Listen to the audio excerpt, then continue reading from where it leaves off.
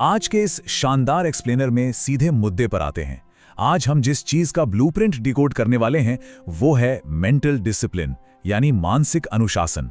आज के हमारे सोर्सेज हमें बताते हैं कि एक ऐसा दिमाग कैसे बनाया जाए जिससे हिलाना लिटरली नामुमकिन हो। शुरुआत में ही एक बहुत बड़ा सवाल मन में आता है ना? आखिर क्यों इंसान इतनी आसानी से अपना कंट्रोल, अपनी भावनाओं का रिमोट कंट्रोल और अपने गिने चुने घंटों का हिसाब दूसरों के हाथ में सौंप देता है? कोई भी इंसान आता है, अपना गुस्सा निकालता है और चला जाता है। आज के इस एनालिसिस में हमें इसी पहेली को सुलझाना है। तो चलिए आज के इस रोड मैप पर एक नजर डालते हैं। अपनी ताकत वापस पाने के 3 मेन पिलर्स हैं। पहला, इंटरनल रिएक्शंस पर महारत। दूसरा, समय की असली कीमत। और तीसरा, खुद पर निवेश करने की पार। सीधे चलते हैं मॉड्यूल 1 पर, मास्टरिंग इंटरनल रिएक्शंस। यहां हमारे सोर्स से एक बहुत ही इंटरेस्टिंग कॉन्सेप्ट निकल कर आता है जिसे कहते हैं द कोल्ड माइंडसेट। अब देखिए, कोल्ड होने का मतलब ये बिल्कुल नहीं है कि कोई बुरा या घमंडी बन जाए, बल्कि ये एक बहुत ही कैलकुलेटेड स्टेट है। इसका सीधा सा मतलब है कि अपनी फीलिंग्स को इतना सस्ता नहीं होने देना है कि कोई भी आकर उन्हें ट्रिगर कर दे। इसमें आंतरिक प्रतिक्रियाओं को एक मजबूत शील्ड के पीछे एकदम सेफ रखा जाता है। इन दोनों में फर्क देखिए।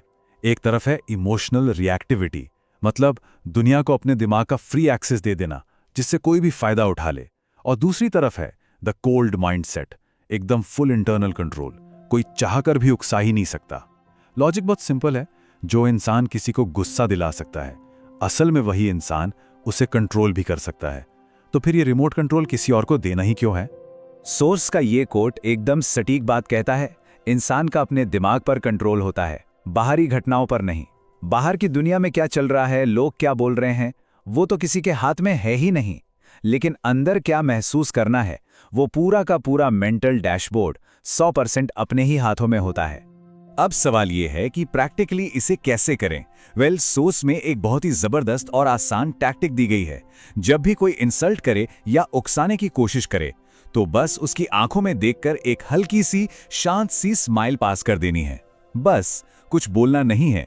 ये छोटी सी स्माइल सामने वाले के पूरे ईगो को, उसके इरादे को एकदम वहीं खत्म कर देती है। चलिए अब दूसरे मॉड्यूल की तरफ बढ़ते हैं, समय की असली कीमत। इसे सोर्स की एक बहुत ही कमाल की कहानी से समझते हैं। एक पिता अपने लापरवाह बेटे को एक पुरानी घड़ी देता है और कहता है कि बाजार में इसकी कीमत पूछ कर आओ। लड़का जाता है। कोई इस घड़ी के 500 रुपए लगाता है, कोई 800, तो कोई 1000 रुपए। मतलब एक ही घड़ी है, लेकिन बाजार में हर इंसान के लिए उसकी वैल्यू ऊपर नीचे हो रही है। लेकिन असली ट्विस्ट तब आता है जब पिता कहता है, अब वापस जाओ और इस बार घड़ी की नहीं बल्कि घड़ी के अंदर मौजूद समय की कीमत पूछो। बाजार में लोग उस लड़के पर हंसते हैं, लेकिन फिर एक बूढ़ा घड़ी साज उसे समझाता है कि देखिए, घड़ी की मार्केट वैल्यू को तो रुपयों में नापा जा सकता है, लेकिन उसके अंदर के समय की कीमत वो अमूल्य है।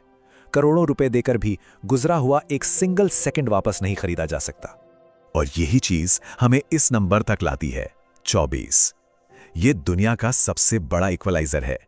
चाहे कोई कितना भी अमीर हो या गरीब, हर किसी को दिन में ठीक 24 घंटे ही मिलते हैं। समय का फंडा यही है कि ये बस गुजरता रहता है, लेकिन इसे कैसे इन्वेस्ट करना है, यही वो इकलौती चॉइस है जो किसी का भी पूरा फ्यूचर डिसाइड करती है। और इसी के साथ हम आते हैं मॉड्यूल 3 पर, the power of self investment. Focus का एक बहुत ही कड़वा लेकिन सच्चा रूल है। लोग टेम्पररी होते हैं, इसीलिए अपनी सारी एनर्जी, अपना टाइम, अपनी फीलिंग्स सिर्फ दूसरों में इन्वेस्ट करना एक बहुत बड़ा रिस्क है। सोर्स साफ कहता है कि उस एनर्जी को वहां से हटाकर वापस खुद पर, अपने भीतर लगाना शुरू करना चाहिए। और ये रहे आत्मनिवेश के 3 मेन फाउंडेशंस। पहला शरीर, दूसरा दिमाग और तीसरा अपना खुद का एम्पायर। अपनी हेल्थ पर ध्यान देना, अपनी मेंटल स्ट्रेंथ को बढ़ाना और अपने करियर पर काम करना। जब ये तीनों चीजें बिल्ड हो जाती है ना, तो दुनिया खुद ब खुद पीछे आती है।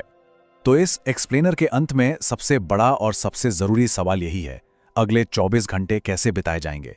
क्या वो दूसरों के एक्शंस पर रिएक्ट करने में बर्बाद होंगे या खुद के इस 3D ब्लूप्रिंट को खड़ा करने में इन्वेस्ट किए जाएंगे? चॉइस हमेशा हमारी खुद की होती है। सीखते रहिए और